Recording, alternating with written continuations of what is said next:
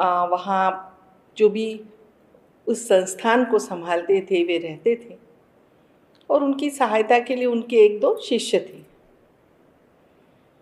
राम का मंदिर था, राम जी, सीता, लक्ष्मण भैया और हनुमान जी जो सदैव प्रणाम किए रहते हैं ना राम की प्रतिमा के समक्ष। तो इस तरह का ये मंदिर था और वृंदावन के लोग वहाँ भी प्रेम से जाया करते थे। अब एक बार क्या हुआ कि वो जो वहाँ के जो महंत थे, जो प्रमुख थे, उनको ऐसी इच्छा हुई कि राम मंदिर है लेकिन मैं अभी तक कभी अयोध्या नहीं गया और वहाँ जाकर के मैंने रामलला के दर्शन नहीं किए, तो क्यों ना मैं रामलला के दर्शन करने के लिए अयोध्या जाऊँ। पर अयोध्या जाएं तो जाएं कैसे? अब वो जो मंदिर था उसकी देखरेख कौन करेगा? उसको लोग आएंगे, उन्हें प्रसाद कौन देगा? और सब कुछ पूजा पाठ, लोग आते हैं उनसे दो चार आध्यात्मिक बातें करना, ये सारे कार्य कौन संभालेगा? क्योंकि एक जो था वो तो जो उनके शिष्यों में से एक जो था वो थोड़ी बहुत सफाई का कार्य और परिसर का कार्य देखता था, परिसर में सब जगह स्वच्छता रहे और वो सब देखता था। और दूसरा जो शिष्य था उसने वो 1 साल से ही आया था, नया नया था, 1 साल से था वहाँ और उसने धीरे धीरे सीखना शुरू किया था कि किस तरह से पूजा की जाए, किस तरह से मंदिर को संभाला जाए और जब लोग आते हैं दर्शन के लिए उनसे किस तरह की धार्मिक बातें करें या आध्यात्मिक चर्चा करें, इस तरह का उसने देखा था पर उसने किया कभी नहीं था। तो अब प्रश्न ये था कि जाएं तो संभाले कौन? तो फिर उन्होंने, महंत ने बहुत इच्छा तीव्र हुई तो उन्होंने अपने उस 1 वर्ष पुराने शिष्य से कहा कि देखो बेटा अभी तुम संभालो इसे और बस मैं अयोध्या जा कर के दर्शन करके और आता हूँ। तो शिष्य ने कहा गुरुदेव मैंने तो कभी मतलब अकेले संभाला नहीं, आपने ऐसे एक दिन भी मेरे ऊपर पूरी जिम्मेदारी तो डाली नहीं है, अब आप जाएंगे काफ़ी दिनों के लिए, मैं कैसे संभालूंगा? गुरु ने कहा अरे अरे संभाल लोगे, फिर राम जी तो है ही ना, वो सब करवा लेंगे तुमसे, तुम चिंता मत करो। तो शिष्य ने कहा ठीक है, जैसी गुरु आज्ञा। और फिर गुरु जी तो चले गए, चले तो गए, साथ में वो उसको भी लेकर के गए। कौन? वो जो कर्मचारी था, जो रख रखाव करता था वहाँ का, उसे भी ले गए। अब इस शिष्य पर सारे मंदिर का कार्य आ गया, स्वच्छता भी देखनी है, रख रखाव करना है, खाना बनाना है, प्रसाद बनाना है, जो लोग आते हैं उनसे बातचीत भी करनी है और पूजा वगैरह तो है ही है। वो बेचारा बहुत लगन से, बहुत भाव से सारे काम करता था, लेकिन करते करते ऐसे 1 आध सप्ताह हुआ होगा, बहुत ज़्यादा थक गया। उसे समझ में आया ये तो बहुत ज़्यादा काम है, अभी क्या करूं? तो बहुत भोला भाला शिष्य था, तो उसने सोचा अब मैं अकेला ही हूँ तो अब मैं क्या करूं? तो वो मंदिर में गया और जो हनुमान जी बैठे हुए थे ऐसा प्रणाम की मुद्रा में, उन्होंने कहा हनुमान जी देखिए आप ये ऐसे प्रणाम करके हाथ जोड़ करके यहाँ बैठे हैं, तो आप बस बैठे हैं, ऐसे बैठे हैं और देखिए ना मेरे पर कितना काम है, आप देख रहे हो कि नहीं, मैं दिन रात काम कर रहा हूँ। अभी 1 सप्ताह हुआ है, मैं इतना ज़्यादा थक गया हूँ, मुझसे काम नहीं हो पा रहा है, तो अभी यहाँ पे बैठे बैठे क्या करोगे, थोड़ी सहायता कर दो ना। तो बोर हो रहे होंगे आप भी बैठे बैठे ऐसे ही हाथ जोड़े जोड़े, हाथ पैर अकड़ गए होंगे, चलिए ना मदद करा दीजिए मुझे। और मैंने तो सुना है आप तो वो पहाड़ वहाड़ भी उठा करके ले आते थे, तो थोड़ा सा सामान ही बाज़ार से ले आना, और देखो पूरा बाज़ार मत उठा के ले आना, मैं तुम्हें जो भी सूची दे रहा हूँ और उसके पैसे दे रहा हूँ, बस उतना सामान लेकर के आना, इतना काम तो कर दो मुझे, देखो थोड़ी सहायता हो जाएगी मेरी। हनुमान जी से तो ऐसी बात कभी किसी ने कही नहीं थी कि प्लीज़ मेरी हेल्प कर दो। हनुमान जी ने सोचा चल ठीक है, अकेला इंसान है, सच में कर रहा है बहुत काम, चल मदद कर देता हूँ। तो हनुमान जी अपने मूर्ति से बाहर प्रकट हुए और उन्होंने कहा ठीक है, चलो क्या लाना है सामान तो मुझे सूची में ला देता हूँ, तो तुम्हें बाज़ार नहीं जाना पड़ेगा। तो फिर उसने पूरी सूची दे दी कि क्या क्या सामान लाना है, कौन सा अनाज लाना है, दालें लाना है, सब्जियां लाना है, फल, सूखे मेवे, प्रसाद के लिए जो भी लगता था, सारी सामग्री की उसने सूची दी, उसे पैसे दिए और हनुमान जी गए बाज़ार से सामान लेकर के आए। अभी काफ़ी मदद हो गई, लेकिन सिर्फ बाज़ार जा कर के सामान ला के देना उतना ही तो काम नहीं था। पूरे आश्रम की रख रखाव भी था, पूजा भी करनी थी, लोग आए उनको अटेंड भी करना था, उनसे प्रेम से आध्यात्मिक बातें भी करनी थी। तो उसने कहा एक काम हो सकता है, चलो। फिर वो गया मंदिर में और उसने कहा लक्ष्मण भैया एक रिक्वेस्ट है, देखो नाराज़ मत होना मुझसे, गुस्सा नहीं करना, मैं जानता हूँ, मैंने सुना है आप बहुत, आपको जल्दी गुस्सा आ जाता है, लेकिन प्लीज़ मुझ पे गुस्सा मत करना, क्योंकि अभी का जो काम है ना, वो काम आप बहुत अच्छे से कर सकते हैं। देखिए आप भी क्या चाहते हैं कि पूरे संसार में राम की महिमा सब जने समझें, सब लोग समझें, तो वही तो काम करना है। आप बस राम जी की महिमा बताइए, लोगों से आध्यात्मिक धार्मिक बातें कीजिए। अब यहाँ पे खड़े खड़े आप भी बोर हो गए होंगे, है ना, तो थोड़े हनुमान जी मुझे मदद करें, थोड़ी सहायता आप कर दो, देखो तो फिर मुझे ना समय मिलेगा, मैं ये पूरे परिसर को साफ रख सकूँगा। अन्यथा हो क्या रहा है कि अभी मंदिर की मैं थोड़ी बहुत कचरा इधर उधर से समेट लेता हूँ, लेकिन जैसी सफाई होनी चाहिए वो नहीं कर पाता हूँ, कैसे करूँ, समय ही नहीं है मेरे पास। तो लक्ष्मण जी पहले तो नाराज़ हुए, लेकिन फिर उन्हें ये बात समझ में आई कि हाँ सही है कि वे भी तो चाहते हैं कि राम जी की सब जगह जय जयकार हो, पूरा पूरी जो दुनिया है, पूरा जो विश्व है, वो राम की महिमा को समझे और उनके जो दिखाया मार्ग है मर्यादा में रहना और किस तरह से एक पत्नी व्रत का पालन करना, ये सब कुछ वो समझें, सीखें और अपनी मर्यादा में रह करके यदि समाज चलता है तो ये तो अच्छा होगा ना समाज के लिए, विश्व के लिए। चलो ठीक है, अच्छा ठीक है, मैं ना लोगों की जो भी चर्चा है, क्लास लेना है लोगों की, वो मैं ले लूँगा, तुम चिंता मत करो। उसने कहा ठीक है, धन्यवाद। अब लक्ष्मण जी जो है वो सुबह के समय जा कर के लोगों की क्लास लेने लगे।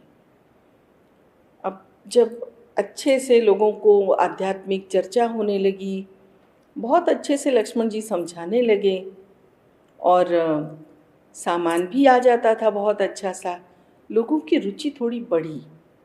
अब लोगों का थोड़े ज़्यादा लोग आने लगे तो प्रसाद भी ज़्यादा बनाना पड़ता था, भोजन भी ज़्यादा बनाना पड़ता था। सामान तो खैर हनुमान जी ला देते थे, डोनेशंस भी आ जाते थे, पैसों की समस्या नहीं थी, समस्या थी इतना सारा भोजन बनाना, सबके लिए प्रसाद बनाना, सबके लिए भोजन बनाना और इसके साथ साथ सारी सफाई का कार्य करना। तो अभी उसने सोचा बाप रे, अब ये नहीं हो पा रहा है क्योंकि लोगों का आना जाना बढ़ गया है। तो फिर उसने वो मंदिर में गया और उसने हाथ जोड़े। सीता मैया बोली हाँ हाँ मैं समझ गई, चल रसोई मैं संभाल लूँगी, आती हूँ, जाओ तुम। तो अब माँ तो ऐसी ही होती है, बच्चे का इशारा तो यूं ही समझ जाती है। तो सीता मैया ने रसोई संभाल ली।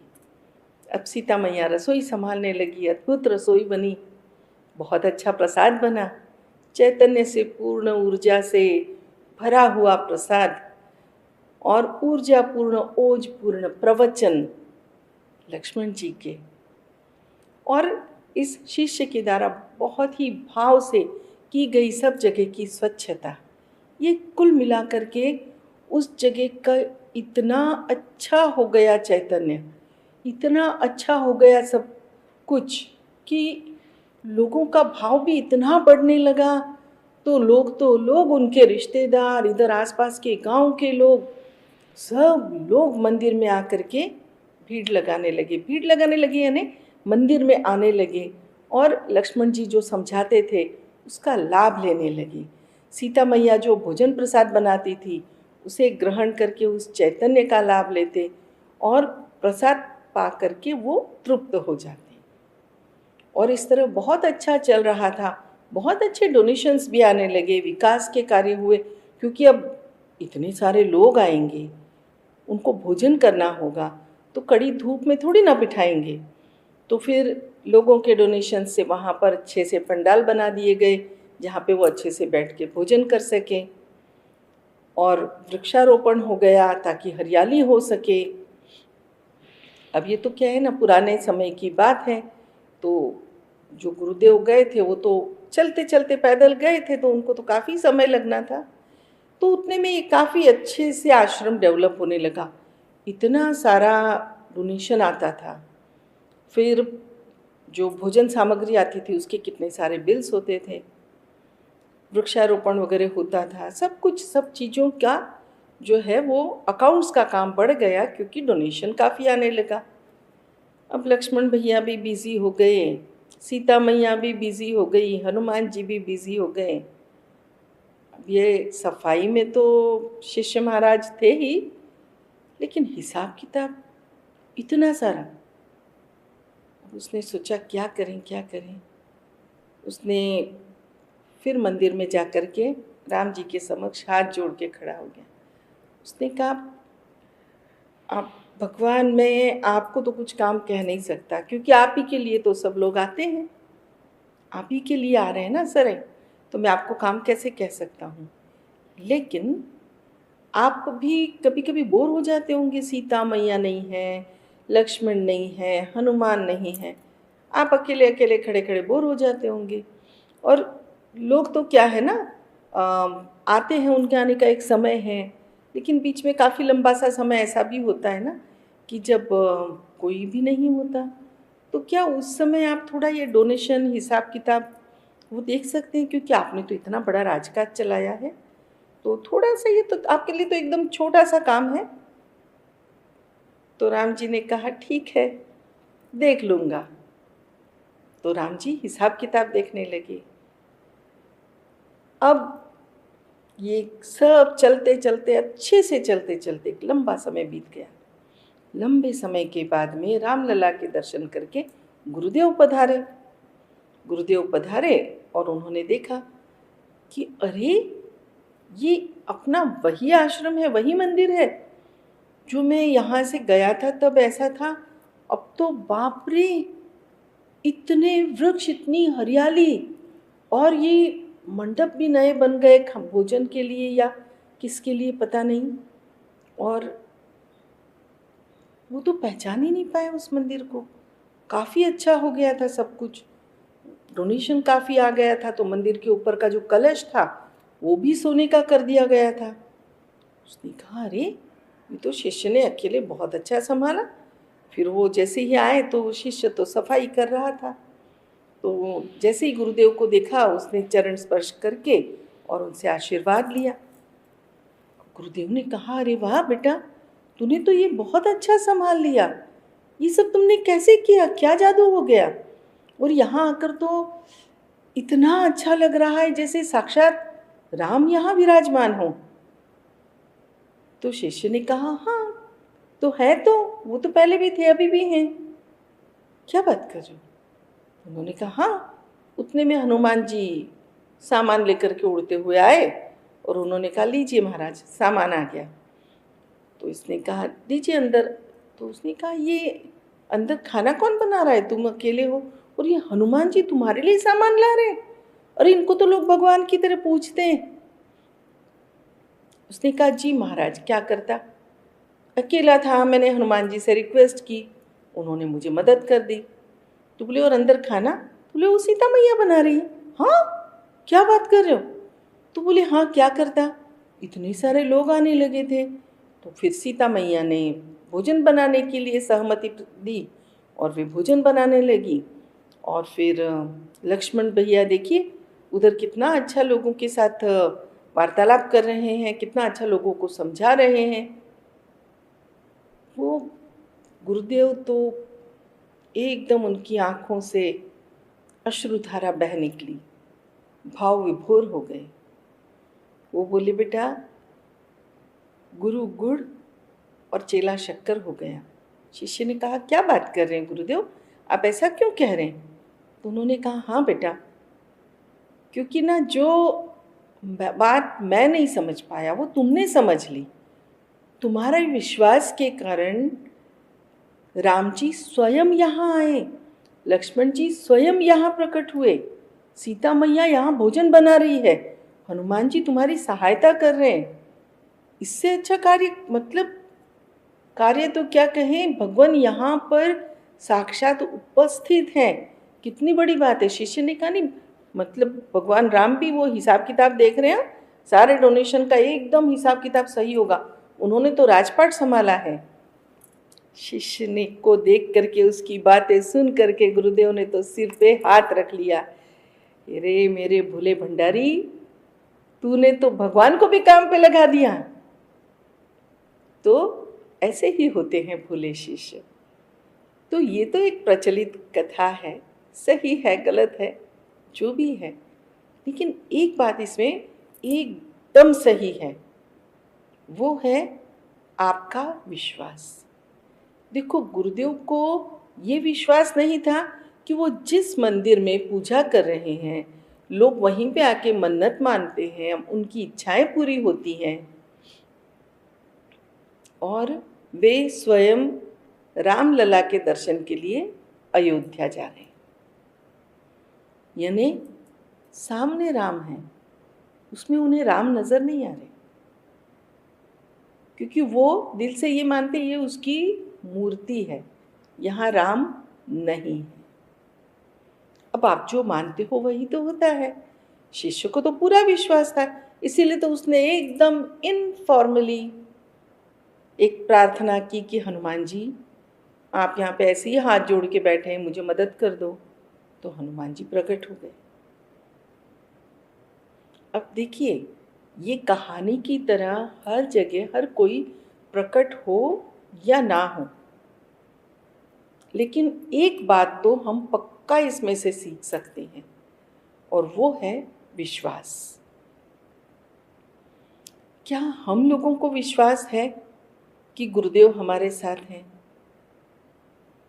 क्योंकि सभी के घर में छोटी बड़ी तस्वीर गुरुदेव की होती है, और कुछ लोग अपने साथ में हमेशा लेकर के चलते हैं, अपने पर्स में या अपने वॉलेट में, कहीं भी जाते हैं तो वो लेकर के चलते हैं।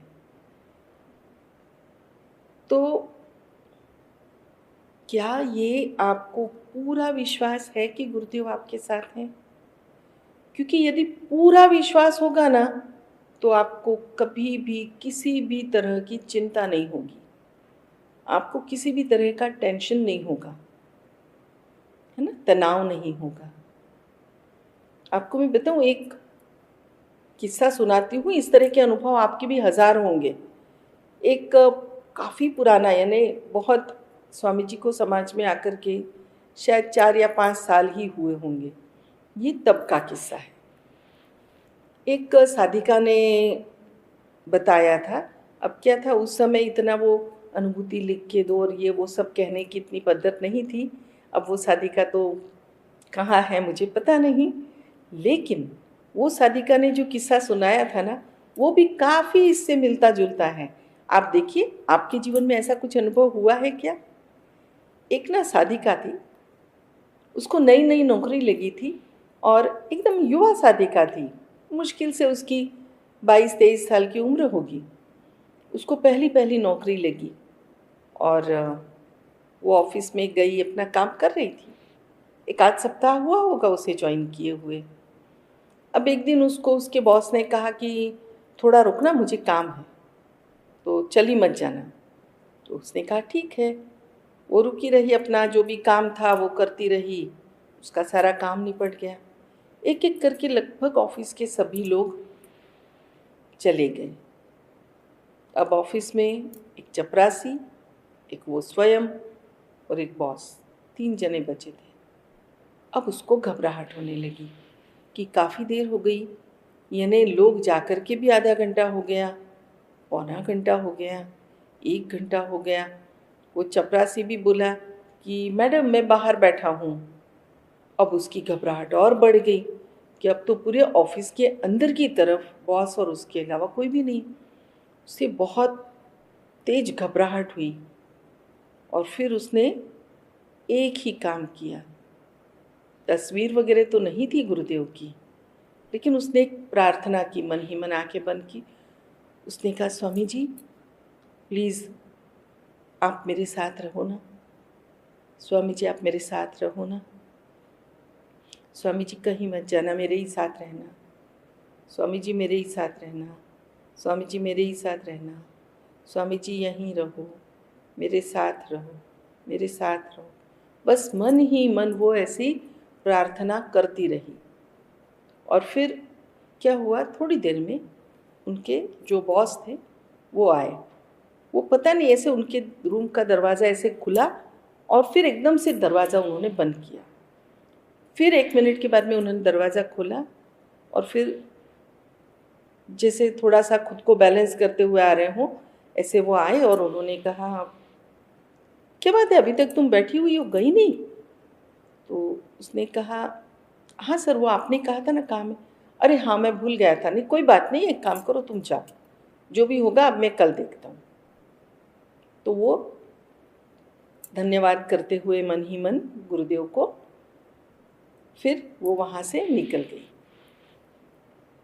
फिर 1-2 दिन हुए और उसके बाद में फिर एक दिन बॉस ने उससे पूछा कि तुम्हें देर हो जाती है तो तुम्हें लेने के लिए तुम्हारे दादाजी आते हैं क्या, या तुम्हें रोज़ दादाजी छोड़ने और लेने आते हैं? तो उसने कहा, जी सर ऐसे क्यों कह रहे हैं आप? तो उन्होंने कहा, नहीं नहीं कुछ नहीं, वो उस दिन तुम देर तक यहाँ पर थी ना, तो तुम्हारे दादाजी भी तो खड़े थे यहीं पर। तो एकदम से वो साधिका चौंक गई। उसने कहा कि सर आपने कैसे पहचाना कि वो मेरे दादाजी हैं? तो बोले, अभी सफ़ेद दाढ़ी थी और ढीले ढाले कपड़े पहने हुए थे, ज़्यादा गौर से तो नहीं देखा, लेकिन सफ़ेद दाढ़ी थी, ऊपर सिर पे टोपी पहनी हुई थी और काफ़ी उम्र दराज लग रहे थे। तो तुम्हारे दादा होंगे या तुम्हारे परदादा होंगे? अब परदादा तो क्यों इतना चल के आएंगे तुम्हारे घर से यहाँ तक, तो शायद तुम्हारे दादाजी होंगे, ऐसा मैंने सोचा। दादाजी थे ना? तो उसने कहा, जी हाँ हाँ सर मेरे दादाजी थे, और मुझे थोड़ी सी भी देर हो जाती है ना तो मेरे दादाजी आ जाते हैं। वो क्या है ना, आसपास ही घूमते रहते हैं, और जैसे ऑफिस छूटा, मैं यदि नहीं बाहर गई तो फिर वो तुरंत अंदर आ जाते हैं। और उसके बाद में फिर मतलब उसके बॉस ने कहा, अच्छा ठीक है। उसके बाद में सारी बातें सब नॉर्मल ही रही हमेशा। तो वो साधिका ने ये शेयर किया, उसने कहा, ना तो मेरे कोई दादाजी हैं, और मतलब मेरे हैं लेकिन वो बहुत दूर गांव में रहते हैं, इधर नहीं रहते हैं। तो फिर भी बॉस ने किसी को देखा और उन्होंने जो वर्णन किया वो तो गुरुदेव का वर्णन था। तो उसको याद आया कि वो सतत प्रार्थना कर रही थी कि हे गुरुदेव यहाँ रहो, मेरे पास रहो, आप कहीं मत जाओ, बस मेरे पास रहो, मेरे पास रहो, मेरे पास रहो, मेरे पास रहो। आप लोगों को भी ऐसा अनुभव है ना, जब आप भी दिल की गहराई से पुकारते हैं, जब आपको बहुत बड़ा सा कोई टेंशन होता है, तो बराबर वहाँ गुरु शक्तियाँ पहुँच जाती है मदद करने के लिए। कैसे पहुँचती है, क्या होता है आप नहीं जानते, लेकिन हो जरूर जाता है आपका काम जब आप पूर्ण समर्पित हो करके और फिर प्रार्थना करते हैं। तो कहने का अर्थ, आप लोगों के पास एक बहुत बड़ा हथियार है, या कह लो एक आपके पास बहुत बड़ा वरदान है कि जिसके कारण आप जब चाहें गुरु शक्तियों को अपने पास बुला सकते हैं। और वो कौन सा है, वो कौन सा वरदान है? वो है विश्वास। बस ये विश्वास 100% होना चाहिए। और ये विश्वास क्या क्या नहीं कर सकता, आपको क्या बताऊं। आपको मैं एक अनुभव सुनाती हूँ। ये विश्वास की ही बात कर रही थी तो एक बहुत मज़ेदार सा किस्सा है, हमारे ही घर का है, बाबा धाम का है। हमारा एक बार क्या हुआ, हम लोग घूमने के लिए नैनीताल गए थे। यस, हम लोग नैनीताल रानीखेत से उस तरफ घूमने के लिए गए थे। और वहाँ पे वहाँ से मतलब घूमते घूमते हमने वहाँ काफ़ी लीची के मतलब बगीचे वगैरह भी देखे। तो जो ड्राइवर भैया हमें घुमा रहे थे उन्होंने कहा ये देखिए ये लीची के बगीचे हैं, और लीची ऐसी लदी हुई थी, गुच्छे के गुच्छे, अपने यहाँ जैसे आम लटकते हैं बस ऐसे ही वहाँ पे लीची के गुच्छे लटके हुए थे। देख करके इसे बहुत ज़्यादा अच्छा लगा, और उसकी पहली बार पता चला उसमें भी वैरायटीज़ होती हैं। खैर हम लोगों ने अलग अलग तरह की वैरायटीज़ के वहाँ से लीची खरीदी। ऑर्गेनिक था वो गार्डन पूरा, तो वहाँ से हमने लीची खरीदी काफ़ी सारी। अब जैसे जहाँ की जो चीज़ होती है ना वहीं वो खाई जाए ताज़ा, तो उसका तो स्वाद ही अद्भुत होता है। तो हम लोगों ने सब लोगों ने खाई, और ये बात में काफ़ी पुरानी बात है, 8 एक साल शायद 10 साल पुरानी होगी।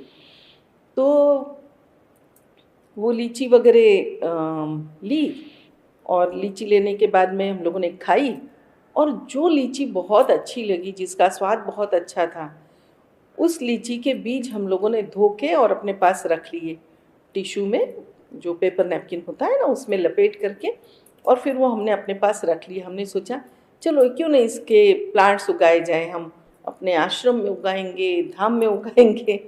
ऐसे हम लोग प्रयोग करते रहते हैं कई कई। तो जो लीची अच्छी लगी उसके बीज रख लिए। अब वो बीज रख लिए, उसके बाद में घर पे आए, और फिर अनुराग ने इंटरनेट से मतलब थोड़ी गूगल से जानकारी ली कि भाई लीची कैसी उगाई जाती है। तो उसमें था कि वो किसी डिब्बे में पानी में वो बीज डुबा के रखें और थोड़े धूप वाली जगह पे रखें, फिर वो उसमें से स्प्राउट निकलेगा, अंकुरित हो जाएंगे वे बीज।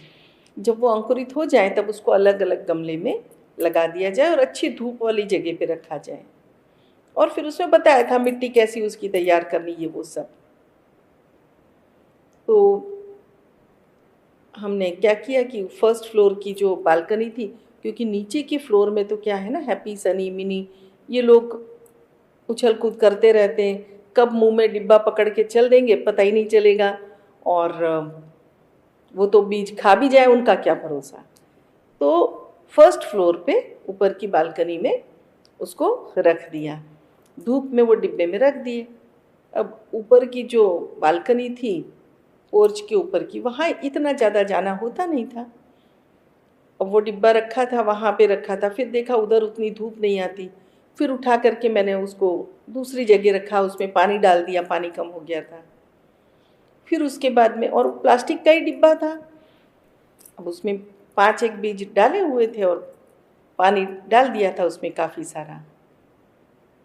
अब क्या हुआ, वो भी बालकनी इतनी यूज़ नहीं होती थी, बट वहाँ पे धूप अच्छी आती थी इसलिए वहाँ पे रखा। अब क्या हुआ, उसके बाद में तो दिमाग से निकल ही गया कि बालकनी में कुछ डिब्बा रखा है। धीरे धीरे करके उसका पानी सूख गया, पता नहीं अंकुरित हुए थे नहीं हुए थे, ईश्वर जाने। उसके बाद में वो डिब्बा भी उड़ गया, वो बीज कहाँ गए पता नहीं।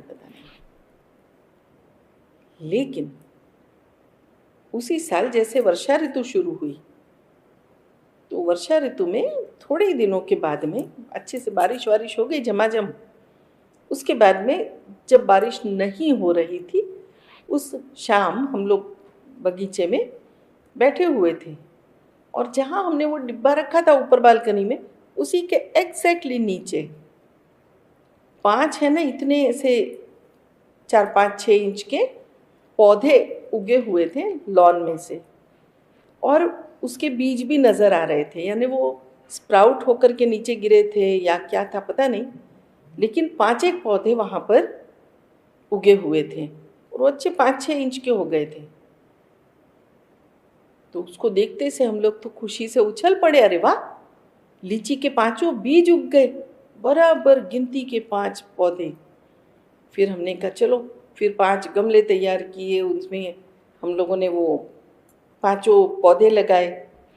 लेकिन खैर बाकी के सारे पौधे तो इतने जमे नहीं, एक पौधा जो था वो उसने अच्छे से रूट्स पकड़े और पौधा अच्छे से तैयार हुआ।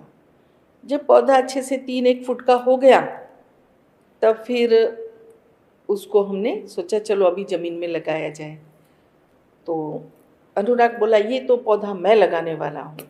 फिर उसने अपने हिसाब से ज़मीन में अच्छे से 3 बाय 3 बाय 3 यानी 3 बाय 3 का गड्ढा और गहराई में भी 3 फुट गहरा, ऐसा अच्छे से गड्ढा खोदा, मतलब खुदवाया। फिर उसमें पत्तों की खाद, थोड़े नारियल के जो जूट होता है ना वो डाला, और मिट्टी, थोड़ी रेती, थोड़ा खाद, ये सब मिला करके, मिश्रण मिला करके वो पूरा गड्ढा भर दिया। फिर उसमें थोड़ी जगह बनाई और उसमें ये जो गमला था वो गमले को ऐसे ही फोड़ करके गमला का गमला अंदर उसमें रख दिया, ताकि वो ऐसे ना हो कि वो मर जाए। तो वो प्लांट के बिल्कुल रूट्स को हिलाए बिना उस प्लांट को वहाँ पे लगा दिया। अब लगाने के बाद में उसको अच्छे से मतलब खाद पानी मिला था। रूट्स को बढ़ने के लिए बहुत अच्छा वो नारियल का जूट था, जिसमें ना उसके रूट्स को पोरस जगह मिलती है ना, तो बहुत अच्छे जड़ें फैलती हैं। तो बहुत ही अच्छे से वो बढ़ने लगा, एकदम तेज़ी से। देखते देखते वर्षा ऋतु पूरी हुई और जैसे शीत ऋतु आई तो उसने अच्छे से 10 फुट जैसी हाइट ले ली थी। हम लोग सब खुश हो रहे थे, अरे वाह बहुत मस्त लीची का पेड़ बढ़ रहा है। और सपना देखने लगे इतने बढ़िया बढ़िया इसमें लीची लगने वाली है। और क्यों ना देखें, जब लीची का प्लांट लग गया है तो सपना तो देखेंगे कि इसकी लीची अपने को खाने को मिलने वाली है। और फिर ऐसे ही वो प्लांट बढ़ा हुआ। रोज़ हम मतलब हर साल उसमें जो हर 6 महीने में थोड़ी थोड़ी खाद डाली जाती है ना, तो चाहे बड़े वृक्ष हों चाहे क्यारियाँ हों, सभी में खाद डलवाते थे। वो भी घर की पत्तों की बनी, जो घर का जो किचन का कचरा होता है, बगीचे की जो कटिंग वगैरह करके और जो कचरा होता है, उन सब की खाद बनाते थे, उसमें थोड़ा बहुत गोबर मिला के।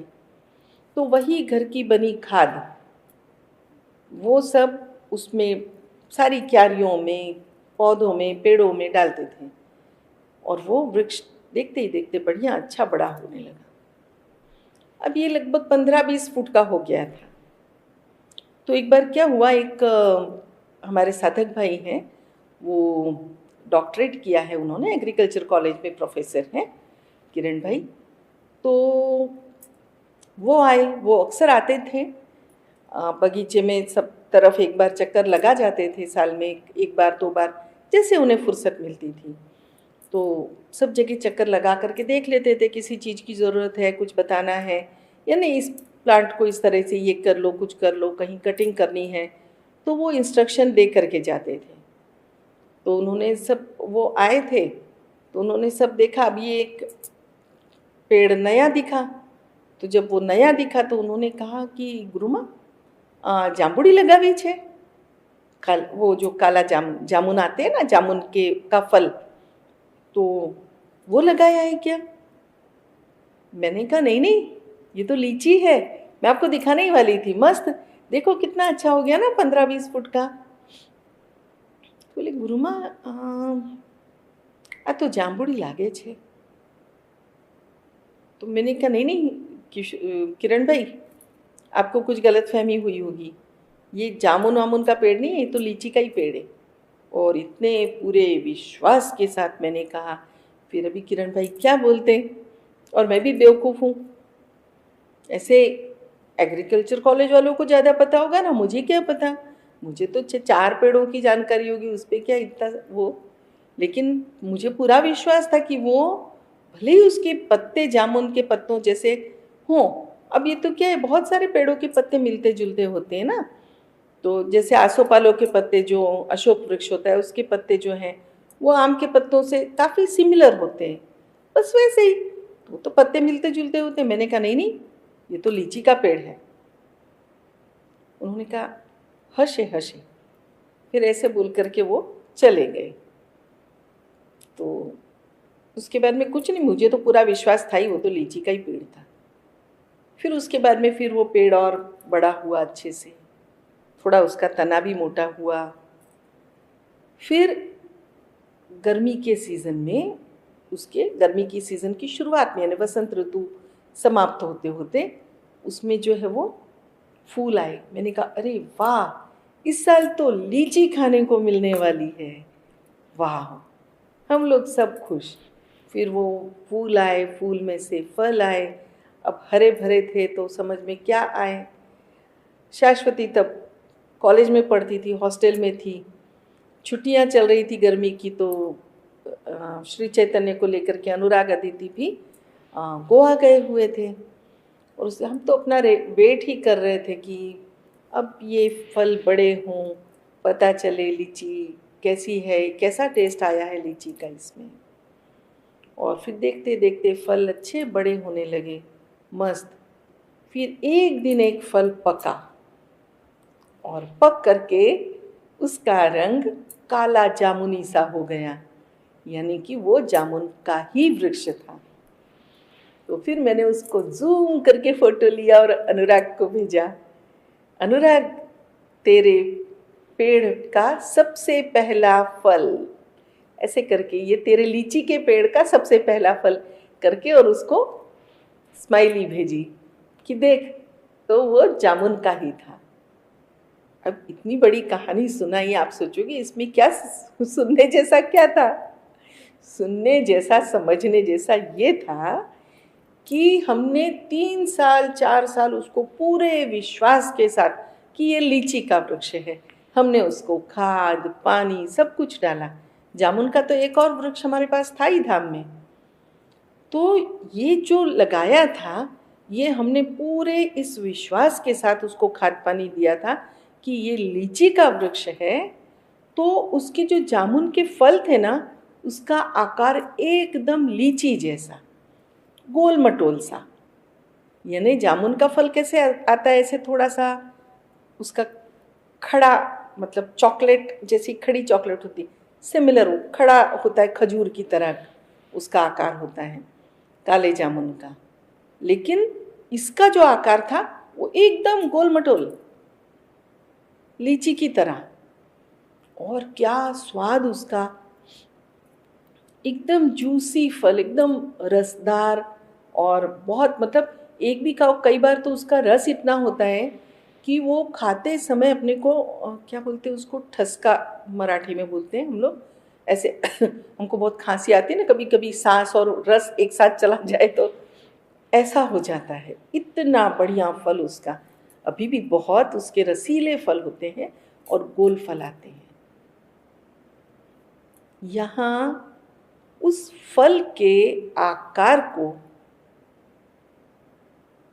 किसने बनाया? तो हमारे विश्वास ने बनाया, क्योंकि एक विश्वास था कि ये लीची का पेड़ है। अब वो बीज के डीएनए में थोड़ा सा चेंज आ गया, उसने आकार ही बदल दिया। वो बोला लीची तो नहीं दे सकता, बस लीची का आकार दे सकता हूँ। ऐसा मुझे लगा कि वृक्ष में भी इतना परिवर्तन आ गया। तो सोचिए, आपका जो विश्वास है, विश्वास रूपी जो वरदान है, ये आपके जीवन में क्या बदलाव नहीं ला सकता। आपका अपने गर्भस्थ शिशु में यदि ये विश्वास है कि जो मेरे भीतर पनप रहा है वह शिशु एक अद्भुत आत्मा है, अद्भुत है, बहुत अच्छा है, पुण्यात्मा है, बहुत ही उच्च कोटि की आत्मा को मैं जन्म देने वाली हूँ। और ये विश्वास संपूर्ण परिवार में हो, माता में हो, पिता में हो, दादा दादी बुआ, घर में जो कोई भी हैं, नाना नानी मौसी मामा, सभी के मन में ये पूर्ण विश्वास होना चाहिए कि जो गर्भस्थ शिशु है वो एक उच्च कोटि की आत्मा है, वो सभी के कल्याण के लिए आई है, उसके द्वारा केवल और केवल कल्याण का कार्य होने वाला है। वो सभी के लिए कुछ अच्छा ही करेगी, उसके अंदर अनोखे गुण होंगे, सभी गुणों से परिपूर्ण आत्मा आ रही है। आप जो सोचते हुए गर्भ में उस शिशु को संस्कार देंगे, और जन्म के बाद में पूर्ण परिवार जब उस बच्चे के भीतर ये विश्वास रखेगा कि इस बच्चे में बहुत सारे गुण हैं, बहुत सारी अच्छी बातें हैं, तो वो बच्चे के भीतर का जो डीएनए है ना, वो डीएनए में भी सुधारणा हो जाएगी। उस सुधारणा के लिए केवल आपका विश्वास महत्वपूर्ण है। तो क्या आप ये विश्वास अपने बच्चों में कर सकते हैं? आपके बच्चे किसी भी उम्र के हों, ये आपके भीतर विश्वास होना चाहिए कि आपका बच्चा अद्भुत है, आपका बच्चा उस ईश्वर का प्रसाद है, आपका बच्चा इस संपूर्ण विश्व का एक उच्च कोटि का नागरिक बनने वाला है। जो आपकी सोच होगी वही आपके बच्चे होंगे। यदि आप अपने बच्चों को ऐसा कहते रहे कि अरे गधे, इतनी बात समझ में नहीं आती, तो वो हो या ना हो, लेकिन आप बोल बोल के उसको गधा जरूर बना देंगे। तू तो एकदम ढक्कन है, ऐसे कह कह के हम सच में किसी के दिमाग का ढक्कन बंद कर सकते हैं। तो क्या हम ये चाहते हैं अपने परिवार में, या कहीं भी? सिर्फ परिवार नहीं, कहीं भी। देखिए, हम जिस समाज में रहते हैं वो समाज जैसा होगा ना, वो अच्छा होगा, तभी हम अच्छे रह पाएंगे। हम बहुत अच्छे हों, हमारे घर में बहुत शांति हो, लेकिन यदि वो शांति हमारे आसपास नहीं है, हमारे आसपास के घरों में लड़ाई झगड़े होते रहते हैं, हमारे समाज में एक खराब वातावरण है, तो हमारे घर में कितनी भी शांति क्यों न हो, क्योंकि हम उस समाज में जाके काम करते हैं, हम सामाजिक हैं, हम सबके साथ मिलते जुलते हैं, तो फिर हम क्या ग्रहण करते हैं? हम वही ग्रहण करते हैं ना जो अशांति है। फिर आपके घर में आकर के आप थोड़े बहुत शांत हो जाते हैं, लेकिन रोज की अशांति आपके घर आएगी तो चलेगा क्या? तो ये मत सोचो कभी भी कि कुछ अच्छा करना है तो पहले अपने घर में ही करें और कहीं ना करें। पहले भले अपने घर से शुरुआत करो, अपने घर में शांति लाओ, अपने घर में सब अच्छा करो, उसमें कोई बुराई नहीं है। लेकिन ये जो जैसे अब इसमें कहीं पैसे खर्च होते हैं क्या? जब हम किसी पर विश्वास प्रकट करते हैं तो उसमें हमारा क्या खर्च होता है? जब हम किसी को कुछ अच्छी सलाह देते हैं, हमारा क्या खर्च होता है? कोई अपनी सलाह से या अपने दिखाए विश्वास से यदि एक बच्चे को या एक व्यक्ति को एक नया रास्ता सूझता है, एक चेतना मिलती है, अच्छा लगता है, वो जीवन में प्रगति करता है, तो हम पूरे समाज में अपना एक योगदान देते हैं। देखिए, हमारे भी बढ़ने में किसी ना किसी का योगदान तो होता ही है ना? घर में माता पिता का होता है, पड़ोसियों का होता है, शिक्षकों का होता है, दोस्तों का होता है, रिश्तेदारों का होता है, और न जाने कौन। कभी कभी बहुत अनजान से लोग भी हमें कुछ अच्छी सी बात बता जाते हैं। तो बस यही काम तो हमें भी करना है।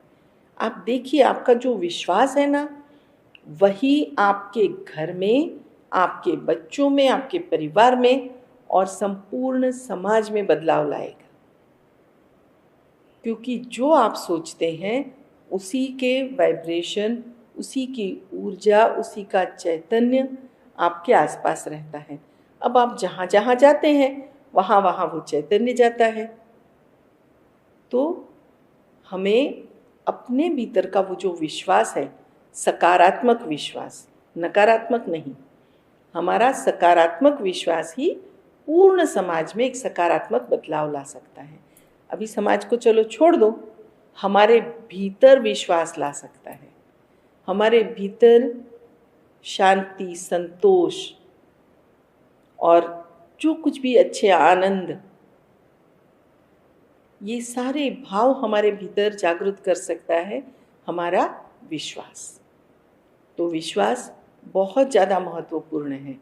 इस विश्वास को अपने मन से खोने मत दो। दूसरी और एक चीज़ है, यदि उसके ऊपर भी थोड़ी सी मेहनत कर लो ना, तो आप अपने जीवन में बहुत प्रगति कर सकते हो। दूसरी बात है संतोष। थोड़ी सी कठिन है, पर इतनी भी नहीं कि आप ना कर पाओ। देखिए, जीवन में संतोष लाना इतना भी कठिन नहीं है। वैसे आजकल कहा जाता है कि यदि प्रगति करनी है तो संतुष्ट मत हो जाओ। अरे भाई, संतोष क्यों ना हो? हमें अपनी हर काम से, हर चीज से संतुष्ट होना चाहिए, लेकिन इसका मतलब ये बिल्कुल भी नहीं कि आगे बढ़ने का प्रयास नहीं करना चाहिए। देखिए, प्रगति करना तो हमारे जीवित होने का चिन्ह है कि हम जीवित हैं, हम कुछ प्रगति कर रहे हैं, या तो आगे बढ़ रहे हैं या अधोगति कर रहे हैं, नीचे गिर रहे हैं। कोई भी गति है तो जीवन है। तो कौन सी गति आपको अच्छी लगती है? प्रगति या अधोगति? गति तो दोनों में है, कौन सी अच्छी लगती है? प्रगति। तो आप तो वही करोगे ना जो आपको अच्छा लगता है। लेकिन इस अच्छे लगने को का संतोष से कोई संबंध नहीं है। तो अच्छा तो हमें बहुत सारे कार्य करके लग सकता है, तो हमें अच्छे लगने के लिए प्रगति भी करनी चाहिए, उसके लिए भी सारे कार्य करने चाहिए, लेकिन अपने आप को संतुष्ट रखना चाहिए। क्योंकि जब तक आप संतुष्ट नहीं होंगे, आपके भीतर संतोष नहीं होगा, तो क्या आपका मन, आपका हृदय आपको शांत रहने देगा? क्या आप शांति नहीं चाहते? शांति नहीं होगी तो ध्यान कैसे होगा? ध्यान के लिए तो शांति चाहिए, है ना? देखो, दो भैया दे दिए आपको, एक विश्वास भाई, एक संतोष भाई, है ना? अभी फिर शांति बहन चाहिए कि नहीं चाहिए? है ना? शांति बहन चाहिए, और शांति बहन की बिटिया ही प्रगति बहन है। तो ये सब आपस में संबंधित है, आपस में एक दूसरे से रिलेटेड हैं। इसीलिए मैं इन सबको भाई बहन कह रही हूँ, है ना? संतोष जो है वो हमारा नाभि चक्र, जब आप संतुष्ट रहेंगे तो हमारा नाभि चक्र उतना ही सुदृढ़ होगा, और आप जितने संतुष्ट होंगे उतना पति पत्नी का संबंध अच्छा रहेगा, और जितने आप संतुष्ट होंगे तो इसके ऊपर के सारे चक्रों पर उसका असर नज़र आएगा। क्योंकि जब आप संतुष्ट होंगे तो आपको चिंता नहीं होगी। चिंता की जगह कौन सी है? हृदय चक्र। तो जब आप संतुष्ट होंगे यहाँ नाभि चक्र से, आपका वो मजबूत हो गया, तो आप यहाँ पर चिंतित नहीं होंगे। और जब आप चिंतित नहीं होंगे, आप संतुष्ट होंगे, तो कुल मिला करके आपका ध्यान बहुत ही अच्छा लगेगा। और सभी के लिए एक ही प्रश्न होता है सभी के मन में कि स्वामी जी ऐसा क्या करें, गुरु माँ ऐसा क्या करें, ध्यान अच्छा लगे। हमारा ध्यान नहीं लगता, मन भटकता है। दो जगह है थोड़ी सी जो बीच में आपको डिस्टर्ब करती है। देखिए, आप ये संतुष्ट रहिए, आप निश्चिंत रहिए,